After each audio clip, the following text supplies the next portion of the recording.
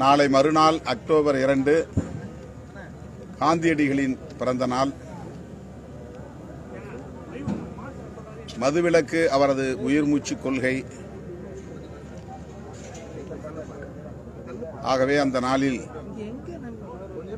அந்த கோரிக்கையை வலியுறுத்தி விடுதலை சிறுத்தைகள் கட்சியின் துணைநிலை அமைப்பான மகளிர் விடுதலை இயக்கத்தின் சார்பில்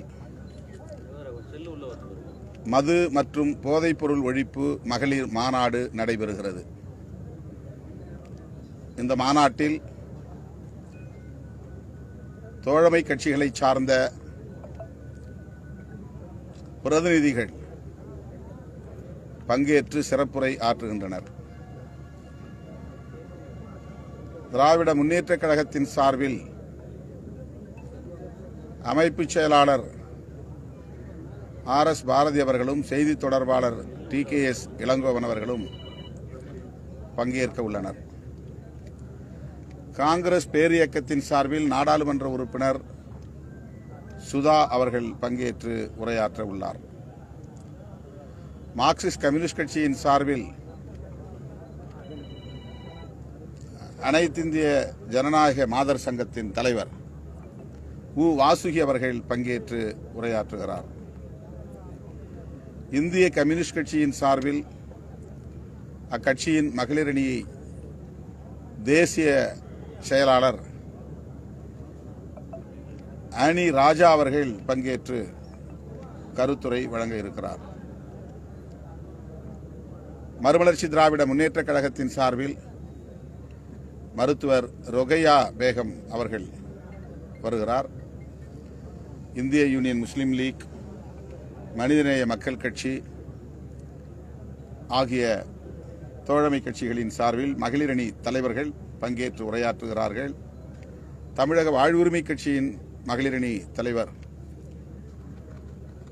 முத்துலட்சுமி வீரப்பன் பங்கேற்று உரையாற்றுகிறார்.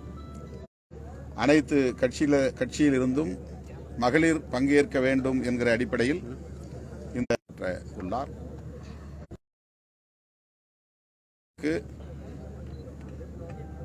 முழுமையான மதுவிலக்கை நடைமுறைப்படுத்த வேண்டும்.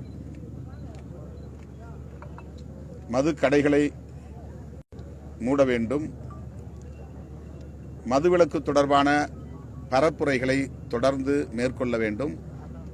மகளிர் சுய உதவி குழுக்களை அதற்கு பயன்படுத்த வேண்டும்.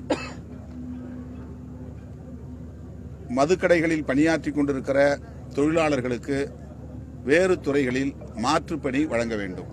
டாஸ்மாக் தொழிலாளர்களுக்கு. இது தமிழ்நாடு அரசுக்கு நாங்கள் முன்வைக்கக்கூடிய கோரிக்கைகள். இந்திய ஒன்றிய அரசுக்கு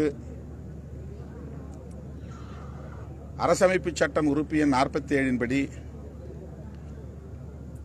தேசிய அளவிலான மதுவிலக்கு கொள்கையை வரையறை செய்ய வேண்டும். அதற்கு தனி சட்டம் இயற்ற வேண்டும் என்பதாகும். இது புதிய கோரிக்கை அல்ல. பேரறிஞர் அண்ணா அவர்கள் இதே கோரிக்கையை வலியுறுத்தி இந்திய ஒன்றிய அரசுக்கு வேண்டுகோள் விடுத்திருக்கிறார்.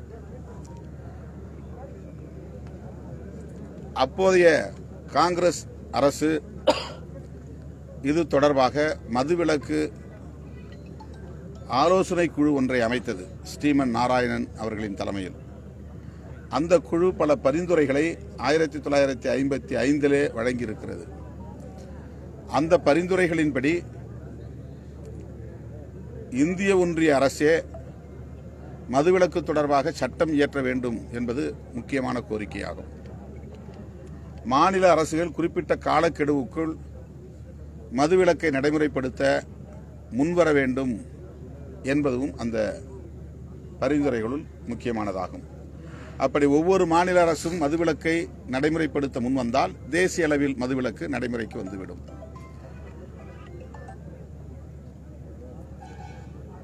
ஆகவேதான் இந்திய ஒன்றிய அரசுக்கு இதிலே பொறுப்பு இருக்கிறது என்பதை சுட்டிக்காட்டும் வகையில் இந்த மாநாட்டை நாங்கள் நடத்துகிறோம். ஆக தேசிய மதுவிலக்கு கொள்கை வரையறுக்கப்பட வேண்டும். தேசிய அளவில் மதுவிலக்கை நடைமுறைப்படுத்துவதற்கு தனி சட்டம் இயற்ற வேண்டும் என்பது இந்திய ஒன்றிய அரசுக்கு நாங்கள் முன்வைக்கிற கோரிக்கைகள். இதில் பல்வேறு தீர்மானங்களை நாங்கள் நிறைவேற்ற உள்ளோம்.